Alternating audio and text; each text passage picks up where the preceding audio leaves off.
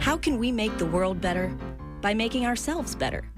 The Dr. Joe Show explores how you can make positive personal change by using his groundbreaking and highly effective I Am approach to understand who we are and why we do what we do. Your small changes can have big effects. Join us now for the Dr. Joe Show with Mark Stiles of Stiles Law and your host, Dr. Joe Schrand. Welcome to the Dr. Joe Show. We're back. We're here. Mark, that was just really, it's so good. Nice to be back again.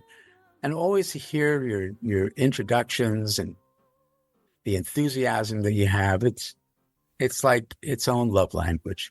Haha, and what an anticipated episode this has been. I'm so excited. Folks, I hope you're tuning in. I hope this was an appointment. Listen, how excited are you, buddy? I'm so excited. But so how did you meet the Gary Chapman? I mean, folks, this guy's about 60 books, millions and millions of copies, followers. How did you meet him, Mark? So, I'm part of the Entrepreneurs Organization here in Boston. It's a community of entrepreneurs. And we have learning opportunities. So we bring in speakers and other formats, workshops and such. And our learning chair, Dave Will, Dave, coordinated bringing in Dr. Gary Chapman to speak in Boston to our group. And I'm on the board up at the Boston chapter of EO. And we were talking about getting ready for our upcoming guest, who I was excited about. And in the board meeting, Dave said, "Hey, does anyone want to pick up Dr. Chapman at the airport?" And I hit the buzzer as quickly as possible without hesitation. I do. I don't care when it is, what time it is. I would love a one-on-one with Dr. Gary Chapman. I felt like I already knew him because I listened to the book. Julie and I both listened to his book. And when you hear him and when you meet him, listener, you're going to know exactly what I'm talking about. There is a way about him that is so healing and so warm. And so when that opportunity arose, I jumped at it. So I made it to the Logan Airport, and there he was, and I had a nice chat with him all the way to his hotel, and then he presented, and he was awesome. Jaws were hitting the floor. Everybody was full attention. And as you'll find out, listener, I'm really excited to introduce Dr. Chapman to you and to our listener and to share his mission of helping couples, helping individuals, helping relationships, whether it's love relationships, marital relationships, familiar, parent-child, workers. There is a love language for the workforce. So you'll see when we bring him on that he's got 60 plus books. But Dr. Joe, similar to the I Am, it's 5 love languages for teens, 5 love languages in the workforce, 5 multiple applications, exactly, of the 5 love languages concepts. He has helped so many people with this message. And I'm so fascinated by it simply because it's so impactful. It came to him. He took the opportunity to put it down on paper and amplify it and get it to the world. He probably had no idea what it could be. However, the impact worldwide is so amazing. I'm so excited to talk with him. Do you think the word love these days, though, people get sort of creeped out by it a bit? Yes, and at first, it's that third rail. It's, do I, because there's so many homes, right? The home domain that don't use the word. So it's uncomfortable simply saying or hearing it. Yeah. However, let's replace the word with value. Right. Yeah. And it's that same feeling, that same concept. Like, how do we meet the person where they are. Yeah, absolutely. I don't know about your home, but we say I love you every time we say goodbye. I mean, not just my wife and I, but our kids. I mean, it's just part of the natural, part of everyone. You know, It's healthy. It's I think healthy. so. I think so. And the value component. I mean, we speak about this so much on the Dr. Joe Show. The love component is also this universal, and we know how healing it can be. We know that love heals. We've spoken about this before. You know, oxytocin is about love and trust, and there's study after study that show that oxytocin, people who have high levels of oxytocin, they just simply are healthier. They feel easier. They're not as stressed out. Their inflammatory system is doing what it's meant to do and not overdoing and hurting you. Yeah. So I'm interested. What was, because you've met a lot of really interesting people. What was it about this guy, Dr. Chapman, that was just like, yep, let me push that buzzer right away? You know, it's a great question. And I think it's that prophet feel. Like there's something special about this human being, and I need to understand it more. It's really hard to put into words. You know, when I listened to the book, I realized there's something special here, something spiritual here. He's taken something and simplified it for the entire world.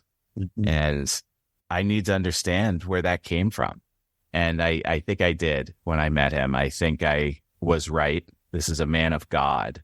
Mm-hmm. And I believe he would agree that there was a muse component to his writing. And it has had tremendous impact on the world. And there's very few people in the world that have had that type of impact on the world. And this is his mission, is to help people, lead with help first. And, mm-hmm. you know, he's still counseling. He still goes in and counsels married couples. And yet he's a #1 bestseller across multiple countries with this 5 love languages. He's unique. I think when it comes right down to it, I wanted to meet him because I've never met somebody quite like him. Mm-hmm. And I wanted to experience that. And he was so inviting. We became friends in 20-minute conversation. Mm-hmm. I call him a friend. And I think you will too, listener. I am so looking forward to meeting him and chatting with him and having a new friend, just like we have so many friends who help us every week, our sponsors. So let's hear from those friends. We'll be back with the Dr. Joe Show, Mark Stiles, and the Dr. Gary Chapman of 5 love languages. We'll be right back. Hey, folks, thank you for listening to the Dr. Joe Show. We've been investigating whether or not we want to bring sponsors into our podcast. What are your thoughts? Do you know somebody who might be a good partner with the Dr. Joe Show, who may want to align their product or service with the Dr. Joe Show? Think about it. And we're back with the Dr. Joe Show. So, Dr. Joe, without further ado, do you have any hesitation with me going ahead and introducing our next guest? I would be honored for you to introduce our next guest, Mark. I think our listener is anticipating this arrival from what we talked about before. So without further ado, I am honored and privileged to introduce a man who has found his purpose. He's a pastor. He's a teacher. He's a sought-after speaker. He's an author of over 60 books. He's a thought leader on the topic of love. I am so excited, Dr. Joe, to introduce to you and the listener and the I Am approach, without further ado, the author of the 5 love languages, Dr. Gary Chapman. Welcome to the Dr. Joe Show, sir. Well, thank you, Mark. It's good to be with you and Dr. Joe. It is wonderful to have you here, Dr. Chapman. So where should we start, Mark? Jump right into the 5 love languages? I would love to start with, what is the 5 love languages, and how did you create this amazing concept that so many people are utilizing in their relationships? Well, let me answer the last part of that question first. I've been counseling people now for over 40 years, marriage and family primarily. And for years, early on in my counseling, they would sit in my office. One of them would say, I just feel like he doesn't love me. Or she would say, just don't feel like there's any love coming from her. We're just like roommates living in the same house. We're civil, but there's nothing going on between us. And so I would say, to the other person, like I remember I said to the husband, I said, after she told me she didn't feel any love coming from him, and he said, I don't understand that. I do everything I can to show her that I love her. I said, well, like what? What do you do? He said, well, I get home from work before she does. So I actually start the evening meal, and sometimes I have it ready when she gets home. If not, she'll help me. After it's over, he said, I'll wash the dishes. And every Thursday night, I vacuum the floors. Every Saturday, I wash the car. I mow the grass. I help her with the laundry. And he went on, and I was beginning to wonder to myself, I wonder what this woman does. It sounded to me like he did everything. And he said, I do all of that. And she sits there and says she doesn't feel loved. He said, I don't know what else to do. I looked back at her and she said, he's right. He's a hardworking man. She said, but we don't ever talk. We haven't talked in 20 years. She said, he's always mowing the grass, washing the dishes, vacuuming the floor, always doing something. And I realized here was a sincere husband who was doing everything he knew to do to show his wife that he loved her, and a wife who didn't get it. And after that, I had similar stories over and over in my office. And I knew there had to be a pattern to what I was hearing, but I had no idea what it was. So eventually I took time to sit down and read several years of notes that I made when I was counseling and asked myself the question, when someone said, I feel like my spouse doesn't love me, what do they want? What were they complaining about? And their answers fell into 5 categories. And I later called them the 5 love languages. And I started using that concept in my counseling. If you want her to feel loved, you've got to learn to speak love in her language. If you want him to feel loved, you've got to learn to speak his language. So that's where it came from. And when I began to use that in my counseling and help them discover each other's love language and challenge them to go home and try it, sometimes they would come back in 3 weeks and say, Gary, this is really changing things. I mean, it's getting different. Our emotions for each other are beginning to turn around. And then I started using it and teaching it to small groups, and the same thing would happen. Probably 5 years later, I thought, if I could put this concept in a book and write it in the language of the common person, leave out psychological terms that people would not understand, maybe I could help a lot of couples I would never have time to see in my office. So that's how the book was born. The 5 love languages, briefly, I'll give them to you, no particular order. One is words of affirmation, such things as, you look nice in that outfit. I really appreciate what you did. One of the things I like about you is just looking for things you can verbally affirm. Secondly, acts of service, doing something for the person that they would like for you to do. In a marriage, that would be such things as washing dishes, vacuuming floors, putting gas in the car, mowing the grass, changing the baby's diaper. I mean, anything that they would like for you to do. There's an old saying, actions speak louder than words.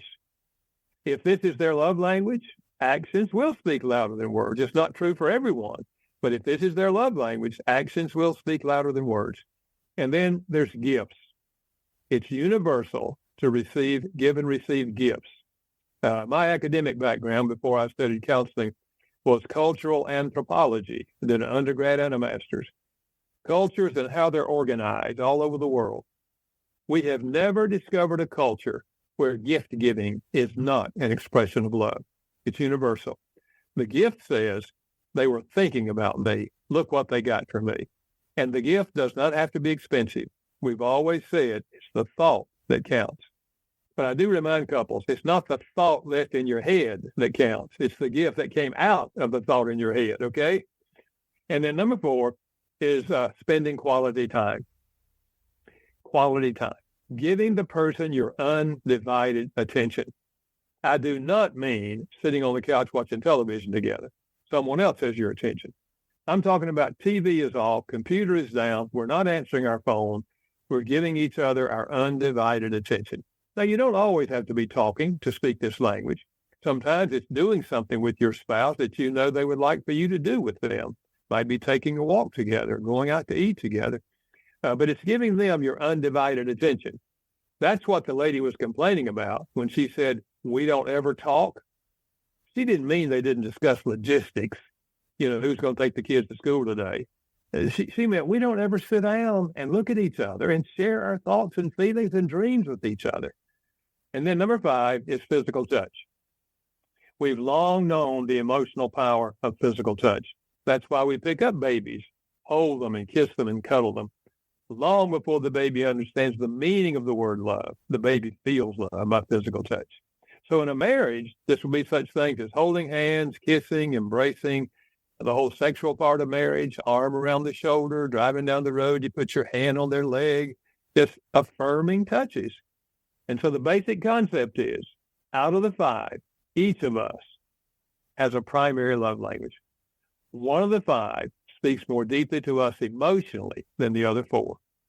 And if the person is not expressing love in our language, we will not feel love, even though they're expressing love in some of the other ways. So that's the simple concept that has really helped millions of couples learn how to meet each other's emotional need for love. Keep what I call the love tank full. So that's the basic concept. Millions, Dr. Joe. Impacted millions of couples. He's impacted me tremendously. And folks, if you're hearing this for the first time, I encourage you to go on the website, the5lovelanguages.com, and take the test. If you haven't read or listened to the book, and Dr. Gary Chapman is the narrator, so I feel like I've known him forever since I first listened to the book a few years ago. It is an amazing book with story, teaching with story, and you could see his approach. You could hear the way about him that it can be received so very easily, and it's such a complicated topic, and it's broken down very simplistically. And you could take a test on his website. Am I right? Is it the5lovelanguages.com? No, leave off the V. Okay. It's just 5, the number 5, 5lovelanguages.com. Yeah. So you could take a quiz to find out what your primary love language is. Dr. Joe, do you know which one yours is? Do you have a guess of what yours might be and what Carol's might be? I think it's probably quality time, physical time. I mean, I can see a little bit of all of these as being incredibly appealing, but I think the idea that we sometimes miss somebody else's language, how do you think that happens after 10, 15 years of marriage? I mean, what do you think, Dr. Chapman? Well, I think by nature, I think we all tend to speak our own language. That is what we want to receive. We just naturally try to give that to others. And it makes sense in our mind that this is the way you express love. I did that in my own marriage. I gave her words of affirmation. I didn't know anything about love languages back in those days, but I gave her words of affirmation. And I probably told her a dozen times a day, I love you, honey. I am so glad I married you, Mm-hmm.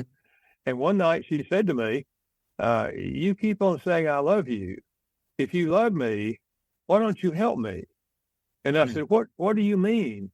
She said, well, you don't ever offer to wash the dishes or vacuum the floors or clean the toilet. I mean, you don't offer to do anything. I was in graduate school at the time we were married. And I didn't say this, but what I was thinking, what are you talking about? My mother did those things. Right. We bring our history with us, okay? And I have to remind guys often, guys, we're not married to our mother. Don't expect her to do everything your mother did, and for gals, don't expect that of your husband to do what your father did. Yeah. But I at think any that rate, was look, Freud. Wasn't that Freud who was saying, don't marry your mother, yeah, yeah. But looking back on that, I didn't understand it then. But looking back on that, she was telling me her love language, was acts of service.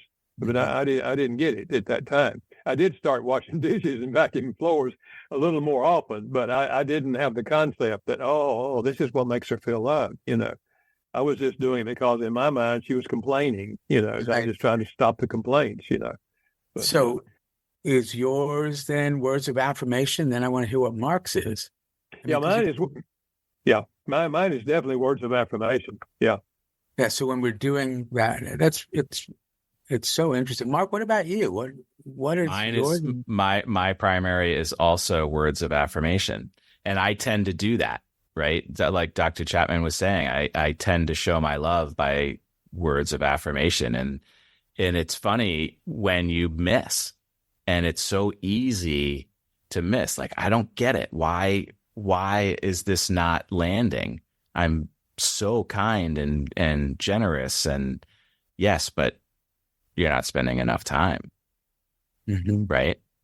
Quality of time, or you're missing it. It's a primary, and it's the more I study and discover this, Dr. Chapman, the more I'm evangelizing it, and how I really, truly, similar to the I am, Dr. Joe, and we could share with Dr. Chapman your I am approach, this very complicated concept drilled down to the simplification of the aha moment is it's so appealing and so special. And I thank you for putting those thoughts on the paper and having the impact that you do, Dr. Chapman. Well, people have asked me, did I imagine that it would have the impact it's had? And I said, no, I had no idea. I think they tell me now it's sold over 20 million copies, the book. And I think 133 million people have taken the quiz that you talked about, the free quiz. And no, I had no idea. I did know when I wrote the book, it would help people because I had been using it in my counseling. I'd been teaching couples the concept. I knew it would help people, but I had no idea that it would go all over the world. It's been translated now in over 50 languages around the world. But I do think that one of the reasons for that is that it's addressing what almost everyone agrees is one of our deepest emotional needs on the human level, and that is to feel loved, by the significant people in our lives. I sometimes say to parents, I said, the question is not, do you love your children? The question is, do your children feel loved? Mm-hmm. I like to picture every child has an emotional love tank. And if the love tank is full, that is, they feel loved by the parents, the child tends to grow up emotionally healthy. If the love tank is empty and they don't feel loved, they grow up with many internal emotional struggles. In the teenage years, they often go looking for love in the wrong places. So it's not enough to be sincere. We have to have information on how to effectively communicate love to the other person. Agreed. I'm just so glad that words of affirmation is your language, given that you've sold so many books and so many people are like continuing to affirm you. It's wonderful. And with that in mind, we also are very, very proud and honored that people give us words of affirmation as well. And those are our sponsors. So what I'd like to do is hear some of their words of affirmation, not just for us, but for everyone. So we'll be right back with Dr. Chapman. We'll be right back with Dr. Joe Show. See you in a moment. Hey, folks, welcome back. So any thoughts? Do you listen to other podcasts? Do you see how they do the sponsors? Is there a way that they're utilizing sponsors that you enjoy or you don't enjoy? I listen to SmartList, and I really enjoy how the co-hosts share the voiceover for the product or service. It's really funny for the most part, but it's unique. It's them really endorsing. Does that work? What do you think? And we're back with the Dr. Joe Show with Dr. Gary Chapman. That's right, with us here on the Dr. Joe Show, the author of 5 Love Languages, Dr. Gary Chapman. So, Dr. Joe, the I am approach, 5 love languages, do you see how they work so well together? I am just totally over the top of this because Dr. Chapman, your words resonate so much. The part we're talking about children, what I say to parents is it is much more rewarding to be amazed at who your child is than disappointed in who they are not. So we can see who that kid is, we will always be amazed. And the idea of love, I absolutely agree.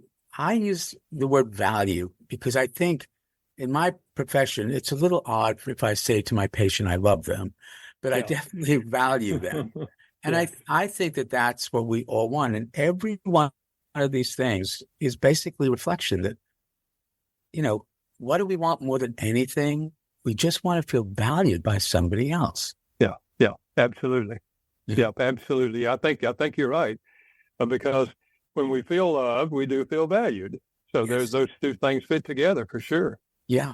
And I think that the influence that you've had with cultural anthropology resonates as well.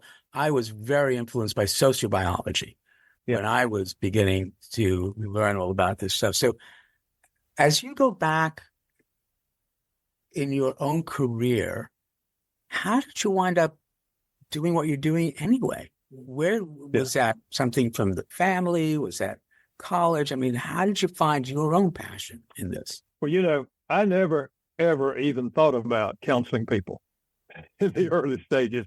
I went to, after college and undergrad and all that, I went to seminary and studied to be a pastor.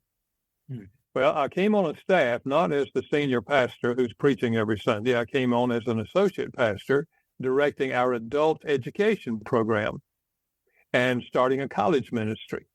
And so it was in that context, in working with college students and in working with the adult education classes, that periodically I would teach a class as well as, and getting other people lined up to teach classes. And whenever I would teach a class on marriage, the couples that were really hurting would want to talk to me. So, I kind of got pushed into the counseling. I didn't major in it when I was in seminary. In fact, when I was in seminary, this was a long time ago, they didn't even offer a master's in counseling. They had 3 or 4 or 5 classes. I took all those classes because I thought, I need to learn how to relate to people in that setting. So I took all those classes. But I think also another factor was that I had such empathy for people who were hurting in their marriage because of my own experience in my marriage. Because the early days of our marriage, we didn't do well. We didn't know how to solve conflicts. We ended up arguing with each other. And when I came down off the in-love experience, then we didn't solve arguments, and she wouldn't listen to me in my mind. And I had negative feelings toward her.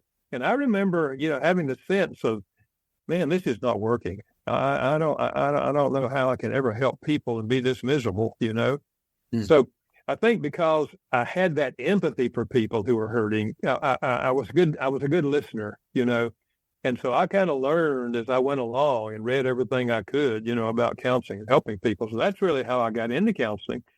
And in those early years, I would never have thought of writing a book, never crossed my mind.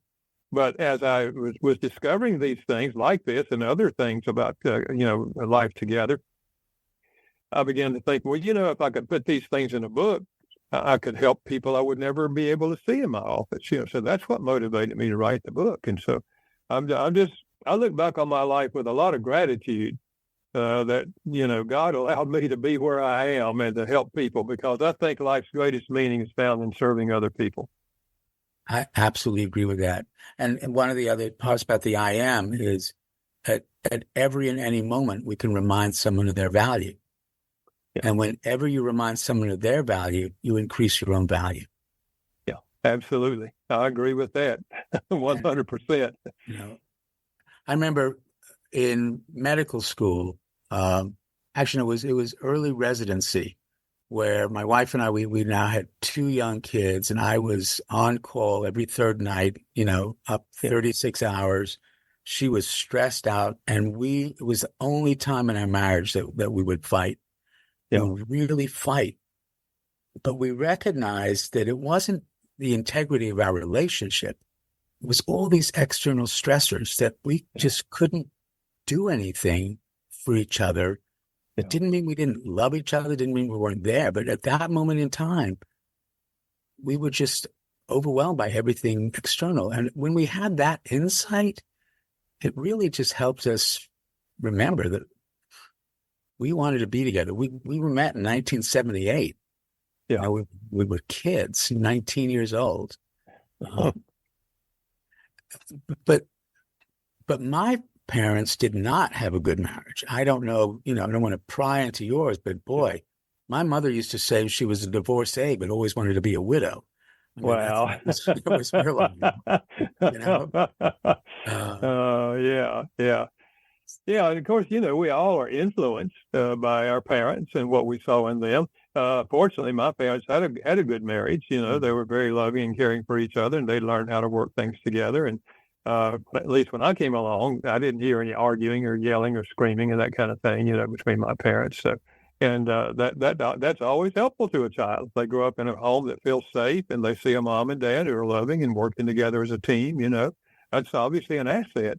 But we can't choose our parents.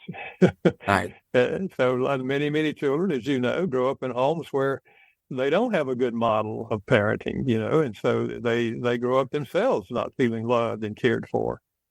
Right. And then that can translate into every other relationship that they have. Yeah, so absolutely. My guess is you've worked with a lot of couples like that. How do you help them find their love language? Yeah. Well, I tell them, first of all, you have to start where you are. You share the pain, the hurt, and all that stuff, or they do, and you are where you are. If they say to me, for example, we just have no hope. It's gone on too long. We don't think it's ever going to work out. I say, well, I can understand how you could get there. I said, I do remember when I had thoughts like that. But I said that you are where you are, but here's the deal. You don't have to stay where you are. Mm-hmm. And I sometimes say to couples, okay, so you don't have any hope for your relationship. How about this? Would you be willing to go on my hope for a while? Because I have hope for you.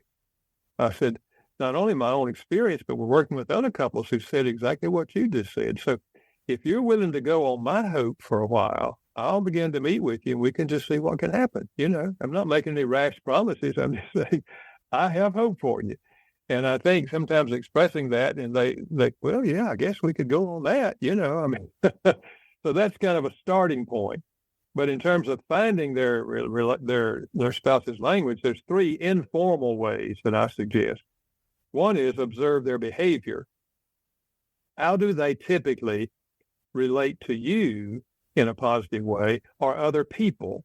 Like if you hear them always giving other people affirming words, that's a clue that that's probably what they want to receive.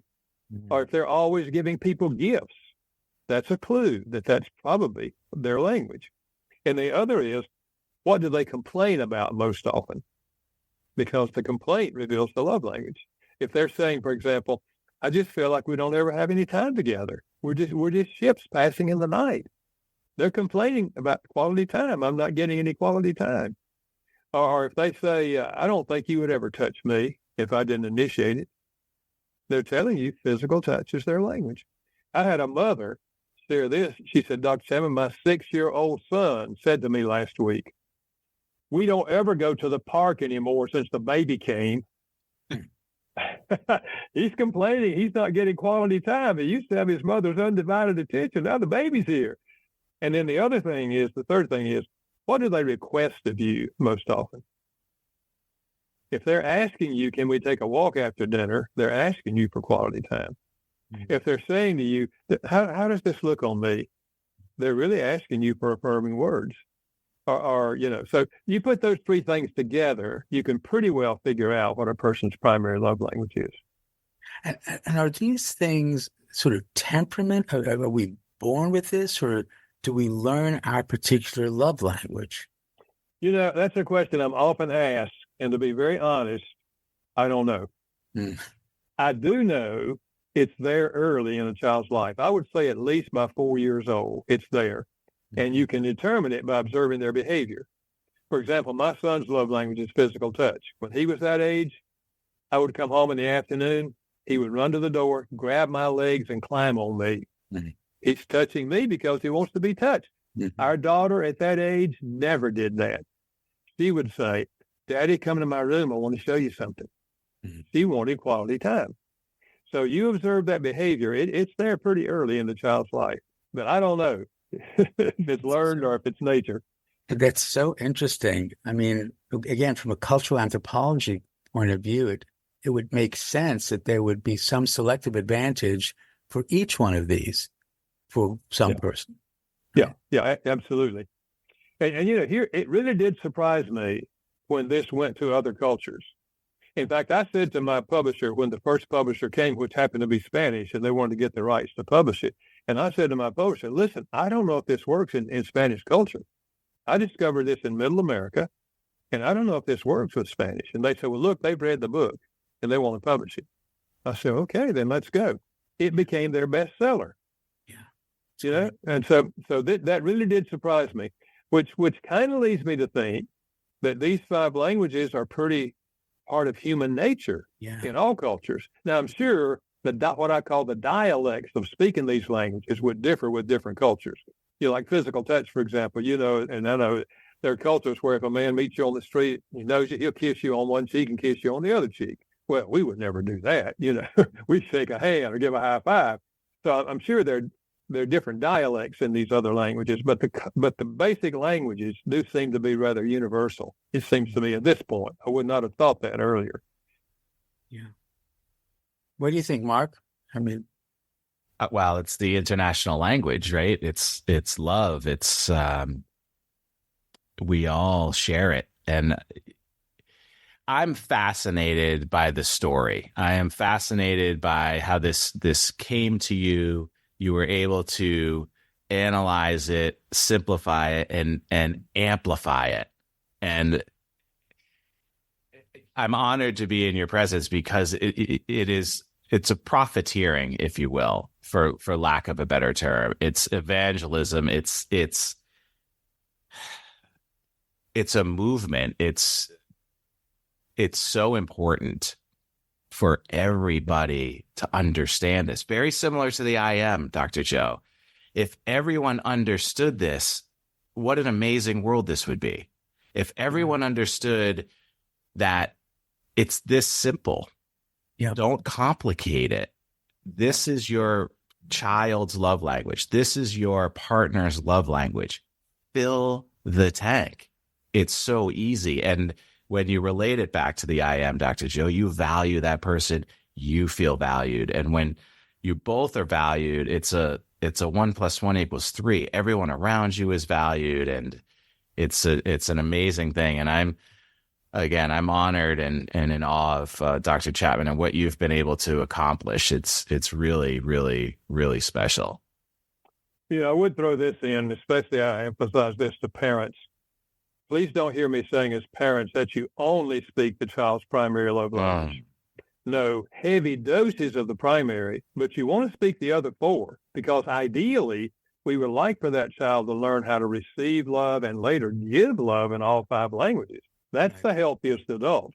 And most of us didn't receive all 5 growing up. So we come to adulthood, and some of these, we don't know how to speak these because we never experienced that.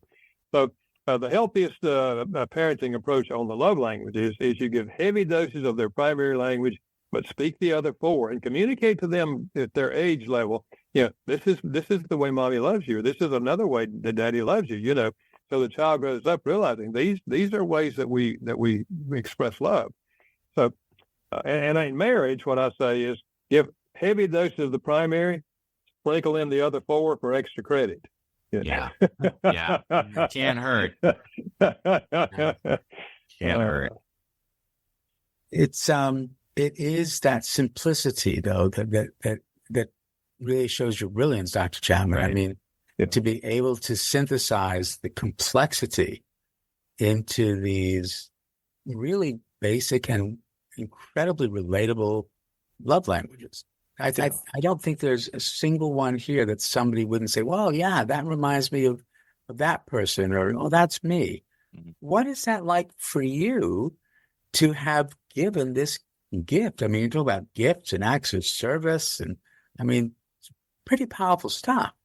What's it like? Well, It's very satisfying, obviously, to know that what you have done and are doing is having a positive impact on people. I was walking across the University of Virginia campus some time ago. I was going to be speaking in Cabell Auditorium, and etched in stone above one of the side doors into that building were these words: "You are here to enrich the world, and you impoverish yourself if you forget the errand." Mm-hmm. And I thought, wow, what if every university in the world had that as the theme? Mm-hmm. You are here to enrich the world, and you impoverish yourself if you forget the errand. Mm-hmm. And I think, I'm not the first one to discover this or to have this sense that life's deepest satisfaction comes in enriching the lives of other people. Yeah. And when you do that, I mean, you come to the end of the journey and you feel good about yourself. You feel good about what you've done with the life that was given to you. But by nature, I think, I do believe that by nature, we are not lovers. We're selfish by nature. And selfishness is the opposite of love. The selfish attitude is, I'm in this relationship for what I can get out of it. And I think that's, by nature, that's kind of the way we all are, that we have to change our attitude. Wait a minute, I'm in this relationship to enrich your life. If I can find out how to do that, I want to enrich your life. And so here's the other thing. We choose our attitudes. We don't choose our emotions, but we choose our attitudes. And if we choose the attitude of love, it's going to impact every relationship we have, because we're not just having this attitude in a marriage and family, we're having it toward everybody else that we encounter. And imagine what would happen in the world if a significant number of people had an attitude of love. I mean, yeah, I absolutely agree. And, again, the enrichment that we get from our sponsors allows us to continue working here. And so with that in mind, I would like to enrich them in return. We'll take a commercial break. We'll be right back with the Dr. Joe Show and Dr. Chapman. Hey, welcome back. And again, we're super grateful for you listening to the Dr. Joe Show. If you have anyone that you think might be a good sponsor, shoot us an email at drjoepodcast@gmail.com. DRJOE podcast@gmail.com. Give us your thoughts about the show, too. We're wondering, are we talking to the trees, or are people really gaining value in this? Please let us know. Thank you again, and enjoy the rest of the show. And we're back with the Dr. Joe Show with author of 5 Love Languages, Dr. Gary Chapman. And again, you are so enriching us, Dr. Chapman. I'm so appreciative. Before we took the commercial break, we were talking a little bit about this other side of who we are as human beings, this selfish side, this I need to survive at any cost side. One of the things we talk about with the I am is, we all want to feel valued. But for millennia, human beings have increased their value by decreasing somebody else's. And then are astonished the other person, the other group, the other country does the same. That's why we have the conflicts we have. So how do we balance those things? Was there something, there must have been something evolutionary that made being selfish part of our survival as well, but now maybe it's not working as well? What are your thoughts? Well, I don't know. I know, I just know that by nature, it seems to me, we all lean toward being selfish. And there is a healthy part. It's certainly wanting to take care of yourself, your physical well-being, your mental well-being, and so forth. And all of that is positive, because if we don't have that, then we're not going to be able to do anything to help anybody else. So there is a healthy part of being self-centered. But when it becomes the theme of life, that we're here for what we can get out of it and to get our way at everything, and to put down other people that are keeping me from, having what I think it ought to be like, then we end up destroying the very things that we want, and you're right. I think in today's culture, I've sometimes said this, it seems to me like today we're in a verbal civil war, trying to kill the person that you disagree with, rather than trying to love them and enrich their life. And don't you love the irony of calling it a civil war when it's so uncivil? I mean, I just love that part, you know? Yeah, well, I'm using civil in terms of the Civil War I between the North and understand. the South. I understand, I mean, we sometimes use words that really mask what we're really feeling inside. Um, the the I am is trying to say that we're influenced by four domains, but we're always doing the best we can. It's our current maximum potential. And I really believe that. I see people as doing the best they can. It doesn't mean that, you know, it's something that's going to help them, but rather than judge it. But we're influenced by these four domains: our home domain, our social domain, which is the rest of the world. These two are outside. And then the biological domain of our brain and body. And then what I call the I see domain. How do I see myself? How do I think other people see me? And as I said, human beings are very interested in what other people think or feel. That's empathy. But what we really want to know is, what are you thinking about me? Yeah. And in the examples you give, it sounds like that person on the other side of the relationship feels the other person is not seeing them as valuable. Is that fair to say? I think that's fair to say. Yeah, I think that's fair to say, because the whole thing of feeling loved is feeling valued. I think maybe I said that before, but I think those two things are pretty almost synonymous. But I think love begins, however, with an attitude, and then it's expressed in behavior, and the behavior touches our emotions, and that's where the emotional part comes in. But if you don't have a loving attitude, like I had a man say to me, for example, after he had read the book, he said, my wife and I read your book and we took the quiz, and her love language is acts of service. But I'm going to tell you and her, if it's going to take my washing dishes and my vacuuming floors for her to feel loved, she can forget that. He had the information on how to effectively meet her need for love, but his attitude was, I'm not doing anything I don't want to do. His attitude was selfishness. So I've sometimes said, what I'm giving is information. I can't give you motivation. I said to this man, I said, well, that's your choice. I said, if you want to live with a wife who has what I call an empty love tank, that's your choice. I said, I much prefer to live with a wife who has a full love tank. I said, I've lived with both, same woman, but in early years, empty love tank, later years, full love tank. And I said, I much prefer the latter woman. So I think it does come back to the attitude that we choose. And this is the challenge I try to give people. Listen, if you want the best for yourself in life, choose the attitude of love. Because people that love others are going to feel loved, because love stimulates love. Yeah, absolutely. And what I'm also hearing is how easy it really is to do. I mean, it's intuitive, it's instinctive. It is part of who we are as a social animal. Because in order to maintain the safety of that social group, you've got to have other people around you, and you're not going to have them around you if you're just making them feel they have real value. They will go somewhere else. Yeah, you're right. You will be alone.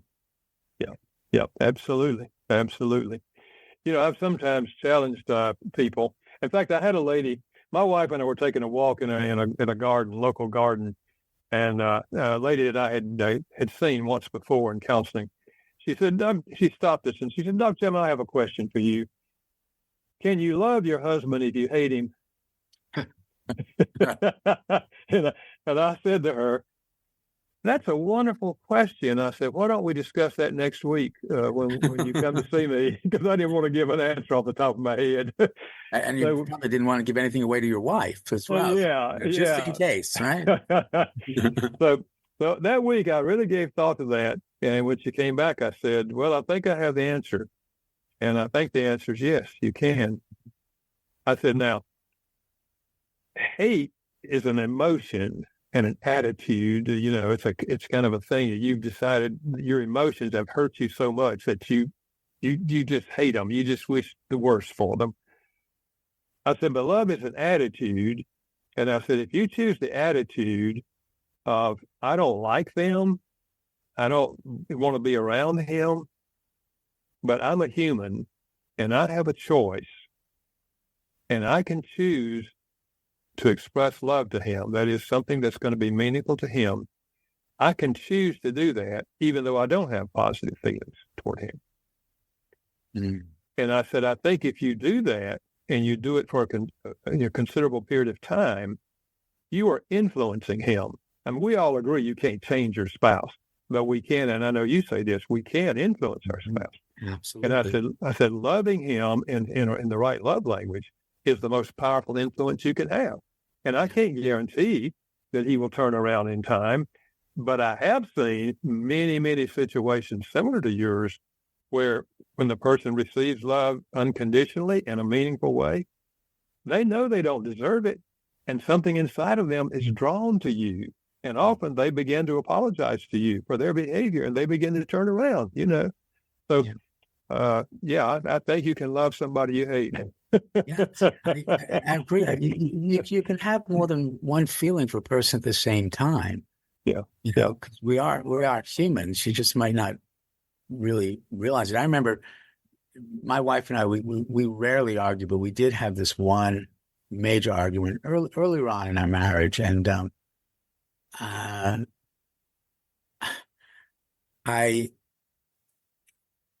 I realized that I was making her miserable.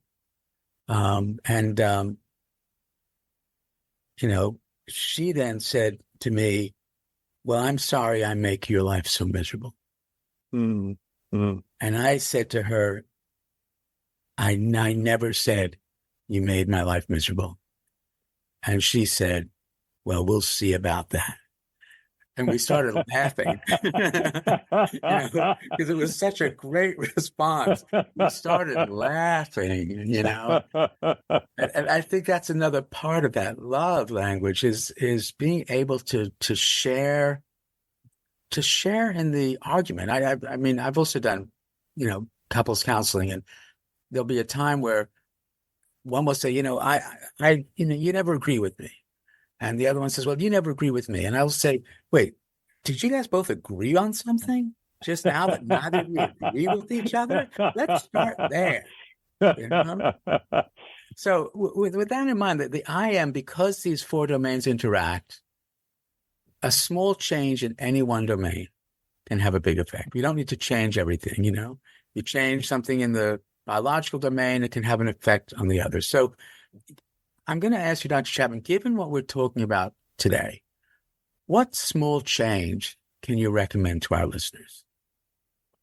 Well, the one that's most common on the top of my brain right now, because I counseled a couple just this morning and I shared this idea with them.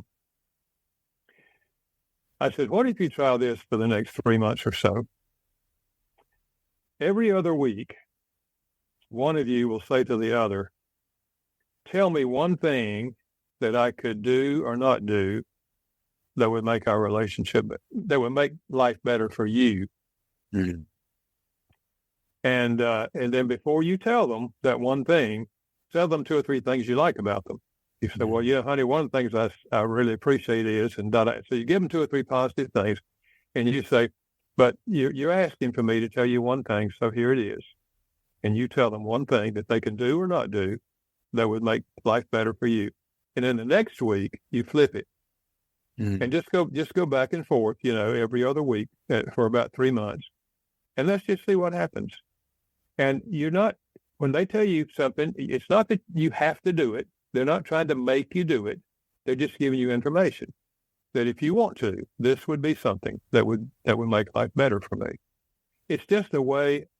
If people won't have a plan, then they don't share things that would make them better. And then they end up getting all this stuff inside and they explode, Mm-hmm. So I said, so here's a plan. And if you each are open to it, then let's just see what happens. And they're not going to change everything that you asked for, but they'll change some things, very likely. And if we're either growing or regressing, but if we're making a few steps forward, that's wonderful. I said, I never talk about a perfect marriage. I talk about a growing marriage. Yeah. And we're either growing or regressing.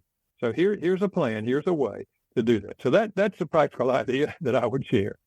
That's a great small change. the second truth of the I am is everyone's got one. Everyone is interested through their IC domain, what you think or feel about them, which has an effect on their biological domain because it feels different when you feel respected or disrespected. And you're part of someone's home or social domain. So what this means, the second truth, you control no one, but you influence everyone. Yeah. You get to choose the kind of influence you want to be. Dr. Chapman, author of 60 books, including 5 love languages. What kind of influence do you want to be?